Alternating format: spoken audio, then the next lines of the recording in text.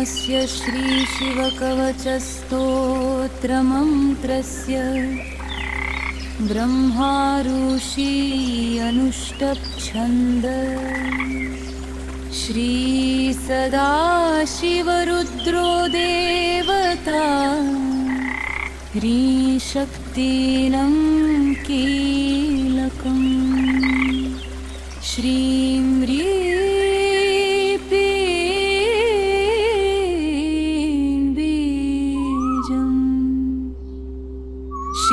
सदाशिवप्रीत्यर्थे शिवकवचस्तोत्रजपे विनियोग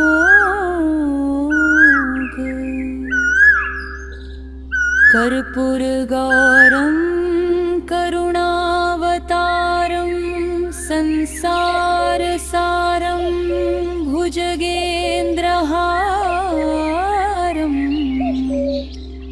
सदा वसन्तं हृदयारविन्दे भवं भवानी सहितं नमामि पथापरं सर्वपुराणगुह्यं निशे शपापोघहरं पवित्रम् जयप्रदं सर्वविपत्प्रमोचनं वक्ष्यामि शैवं कवचं हितायते नमस्कृत्य महादेवं विश्वव्यापिनमीश्वरं वक्ष्ये शिवमयं सर्वरक्षाकरं नृणाम् शुचौ देशे समासीनो यथावत्कल्पितासनं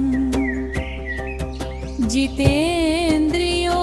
जितप्राणश्चिन्मतये शिवमव्ययम्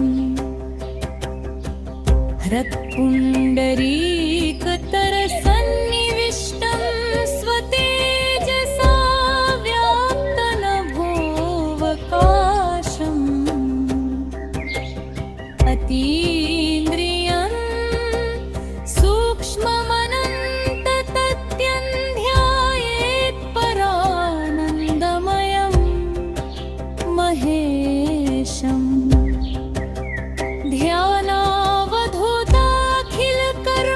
ध्यानावधूताखिलकर्मबन्धश्चयरं चितानन्दनिमग्नचेता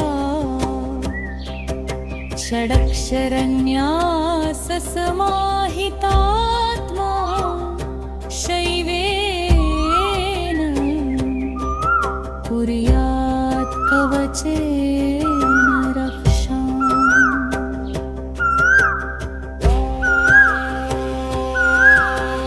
सर्वत्र मां रक्षतु विश्वामूर्तिर्ज्योतिर्मयानन्दघनश्चियदात्मा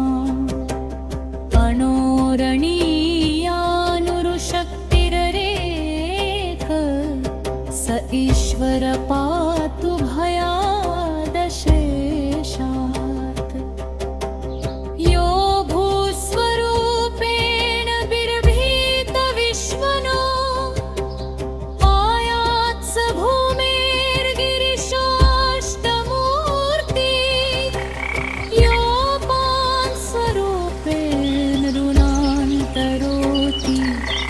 सञ्जीवनं सोऽवतु मां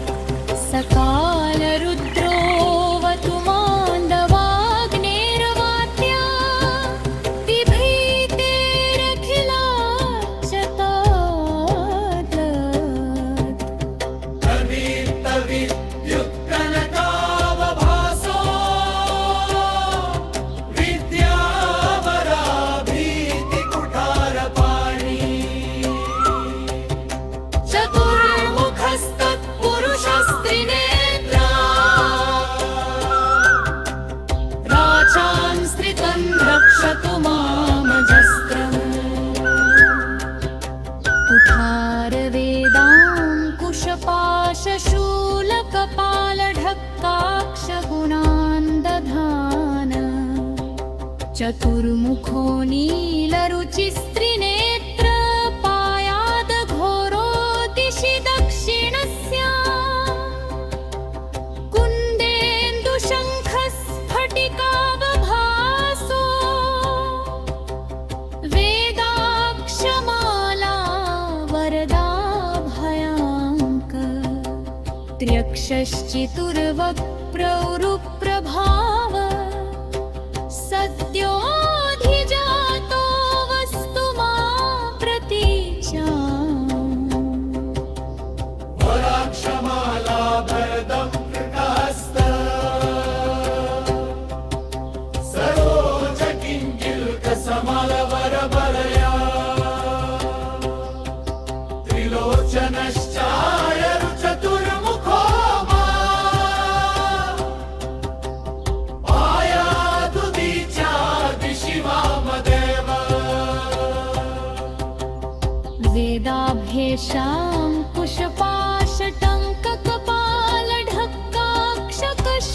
कुशपाशटङ्ककपालढक्काक्षकशूलपाणि सितद्युति पञ्चमुखोऽवतान् मामीशान ऊर्ध्वम् परमप्रकाश मूर्धानमप्यान् मम चन्द्रमौलिर्भालं ममाव्यादथ भालनेत्र नेत्रे ममाव्यात् भगनेत्रहारी नासां सदा रक्षतु विश्वनाथ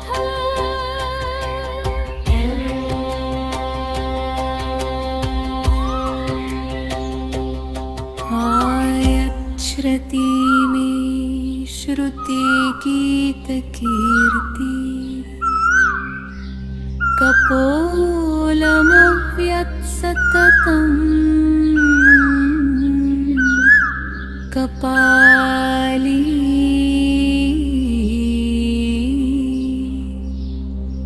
वक्रं सदा रक्षतु पञ्चवक्रो जिह्वां सदा रक्षतु वेदजिह्वा कण्ठं गिरीशोऽवतु नीलकण्ठ पाणिद्वयं पातु पिनाकपाणि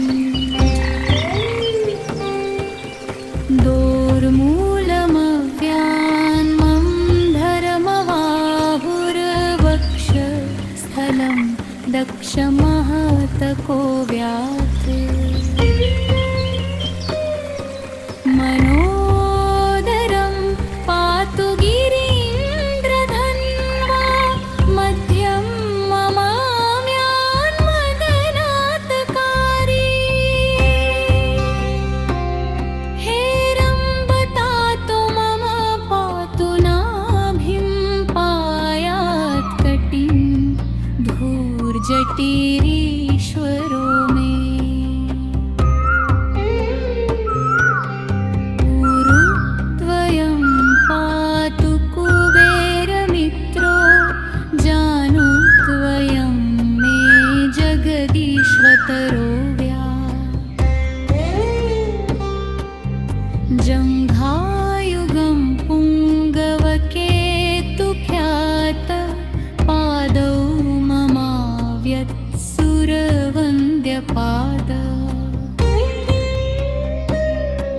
महेश्वनर पातु दिनादिया मे वावध्यया मे वतु वामदेव त्रिलोचना पातु तृतीयया मे वृषध्वज पातु दीनान्त्यया मे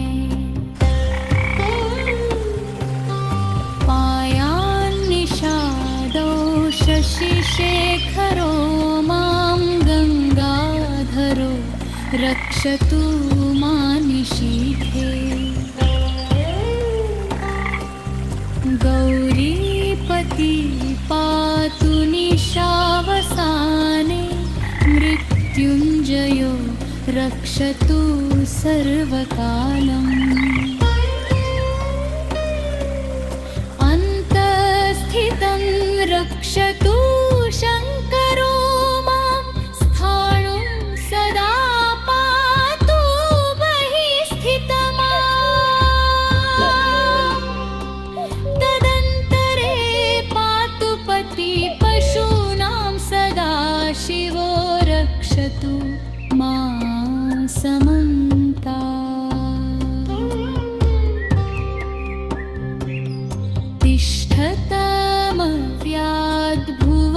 तिष्ठतमव्याद्भुवनैकनाथ पायाद्व्रियेजन्तं प्रथमाधिनाथ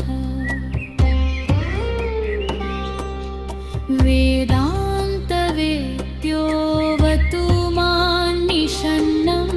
मां व्यय पातु शिव शय्यानम् मार्गेषु मा रक्षतु नीलकण्ठ शैलादिदुर्गेषु पुरत्रयारी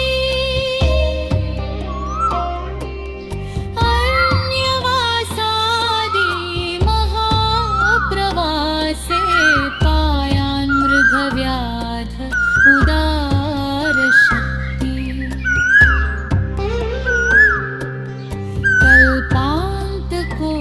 कल्पान्तकोटोपतटु प्रकोपस्फुटट्टहासोच्चलिताण्डकोश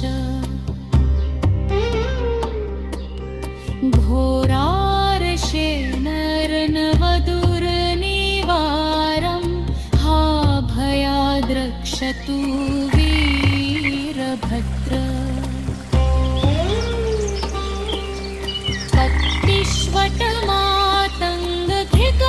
पत्तिष्वटमातङ्गधिकावरोध सहस्रलक्षायुतकोटिभीषणम् अक्षोहिणीनां शतमाततायिनां छिन्द्यान् मृडो घोरकुठारधार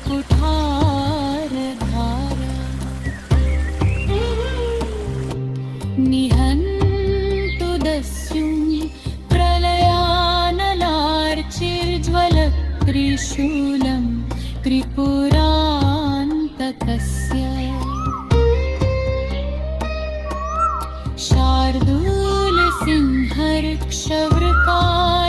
शार्दूलसिंहर्क्षवृकादिहिंस्रान् सन्त्रासयत्रीशधनु पिनाक दुःस्वप्नदु शकुनदुर्गतिदौर्मनस्यर दुर्भिक्षदुर्व्यसनदुःशसनदु सहदूर्यशासि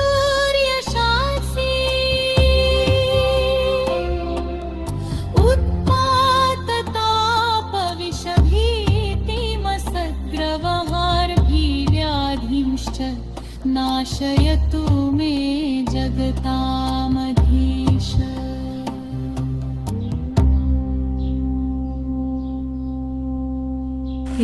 इत्येतद्वचं शैवं वरदं व्यारतं मया सर्वबाधा प्रशमनं रहस्यं सर्वदेहिनां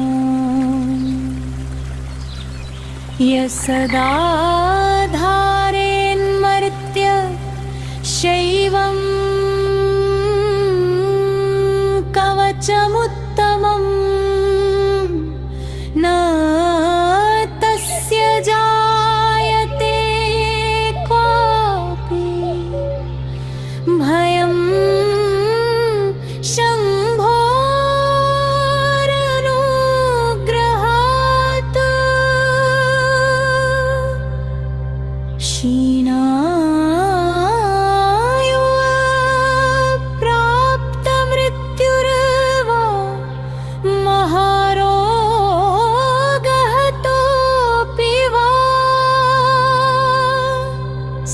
सद्य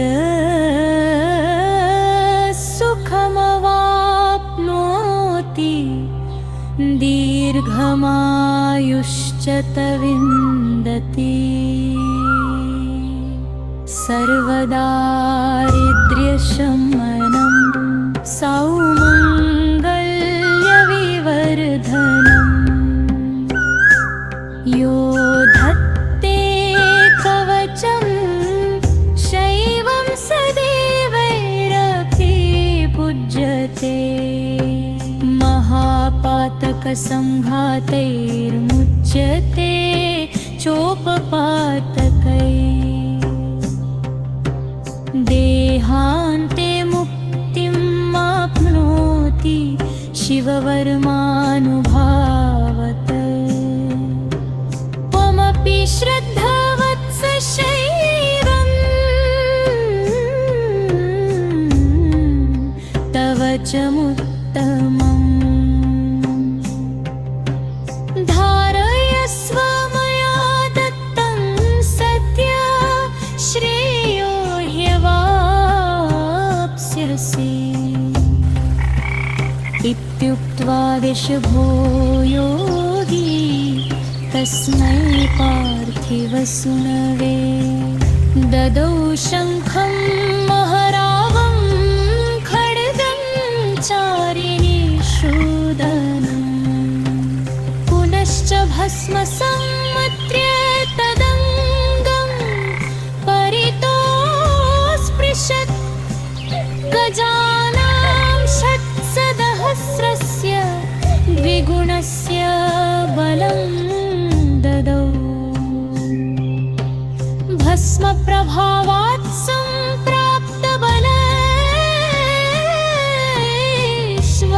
सम्प्राप्तबलैश्वर्यधृतिस्मृति स राजपुत्र शुशुभे सरदर्कैव श्रिया तमाह प्राञ्जलिं भूय स योगी नृपनन्दनम्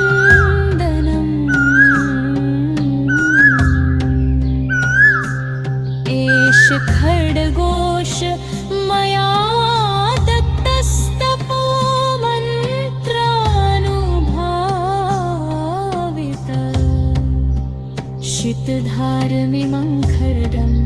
यस्मै दर्शयसे स्फुटम् सस्यो म्रियते शत्रु साक्षान् मृत्युरुपि स्वयम् अस्य शङ्खस्य निर्हलादं ये शृण्वन्ति तवाहिता ते मूर्छिता पतिष्यन्ति न्यस्तशस्त्रा विचेतना खड्गशङ्खाविमोदिते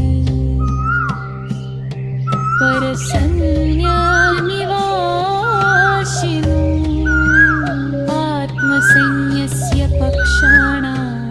शौर्यतेजो विवर्धरो एतयोश्च प्रभावेण शैवेन कवचेन च द्विषट्सहस्रनागानां बलेन महत्